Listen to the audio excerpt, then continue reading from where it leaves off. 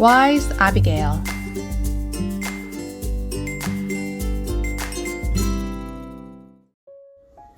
David's story, told in the book of 1 Samuel in the Old Testament, begins with the battle between Israel and Philistines, or the fight between David and Goliath. David was at the battlefield on an errand from his father to send food to his brothers who were at the battlefield. There he saw Goliath insulting God, and this infuriated David. With the permission from King Saul, David fought Goliath himself and ended up striking Goliath over with a rock. Contrary to David's intentions, people began to sing, "Saul has slain his thousands, and David his tens of thousands." This meant that David had killed way more opponents than King Saul. Then King Saul began to hate David. He even tried to kill David. So David ended up leaving for the wilderness to escape King Saul, and a lot of people began to follow David one by one.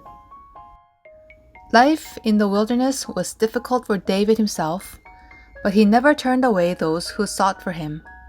He got food for hundreds of people and took care of them. One day, David heard that a man named Nabal was shearing sheep. A big feast was held in the sheep-shearing time of thousands of sheep. Whenever the shepherds of Nabal fed their sheep in the wilderness, David protected the sheep. He felt he had the right to be invited to the feast so that he can feed all those who were with him. But Nabal's people turned away David's people, hurling insults at them. How could the people of Nabal turn away David and his people who protected their sheep? Even strangers were welcomed in feasts in Israel. David became angry, so he took 400 of his men and took off to attack Nabal. Meanwhile, Nabal's wife Abigail rushed to prepare food and set out on her donkey for David after hearing the news.